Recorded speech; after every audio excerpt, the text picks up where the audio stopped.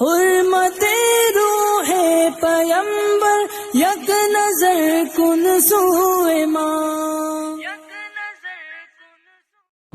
اگلے سوال کی طرف آتے ہیں. عموماً دیکھا جاتا ہے کہ لوگ مغرب کے وقت یا کسی خاص دن پر غوث پاک کے نام کا چراغ روشن کرتے ہیں. اس عمل کے پیچھے کیا حقیقت ہے؟ غوث پاک کا چراغ یہ کس کی کیا حقیقت؟ یہ ایک مباح عمل ہے، یہ واجب نہیں ہے، نہ فرض ہے، نہ اس کو حرام بھی نہیں کہہ سکتے. یہ ایک مباح ہے، یہ ایک نسبت جوڑ ہے غوث پاک کا چراغ جلانا.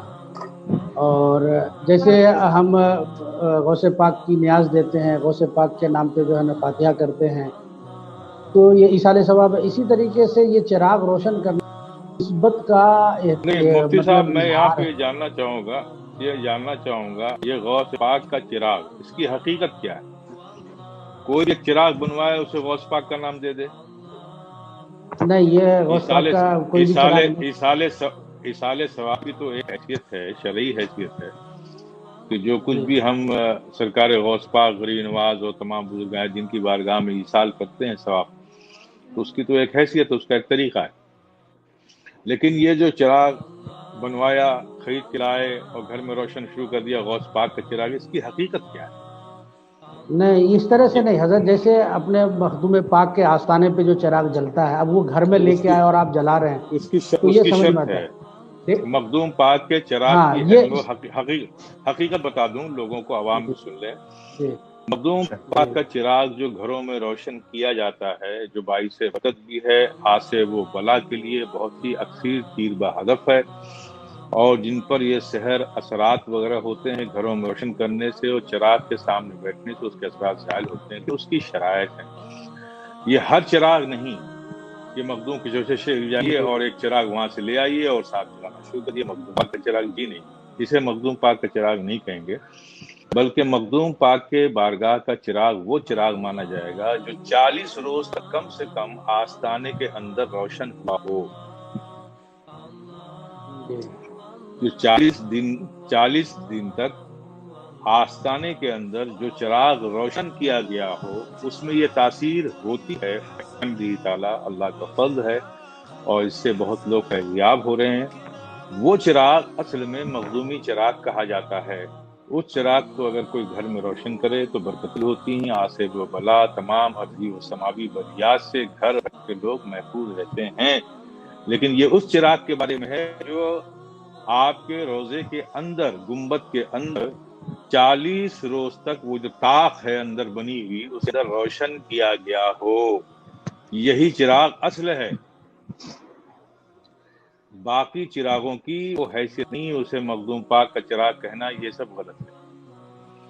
اب سوال یہ غوث پاک کا چراغ، تو غوث پاک کے ہاں تو ایسی کوئی چیز ہے نہیں. ہاں کوئی وہاں سے روشن موم بتی جو آگاہ میں جلی ہو لے آیا ہو اور وہ اپنے گھر میں روشن کرے، تو سمجھ میں آتی ہے کہ یہ وہ موم بتی ہے، وہ چراغ ہے جو بارگاہ غوث میں روشن ہوا ہے، تو اس کی نسبت تو حاصل ہے، اسے اس نسبت سے جلائے تو ٹھیک ہے.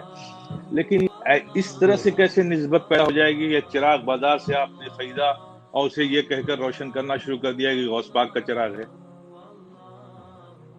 نہیں ایسا نہیں ہے. یہ تو کوئی بھی اپنے گھر میں ہر ایک گھر میں پھر چراغ غوثیہ ہو جائے گا. میں وہی بات، سوال یہی ہے، یا غوث پاک کا چراغ روشن، وہ چراغ آپ لائے کہاں سے؟ اسے غوث پاک کا چراغ کہنے کی وجہ کیا ہے؟ کیا نسبت ہے اس چراغ کو غوث پاک سے جسے غوث پاک کا چراغ کہہ رہے ہیں آپ؟ ہاں ٹھیک ہے، صحیح بات ہے.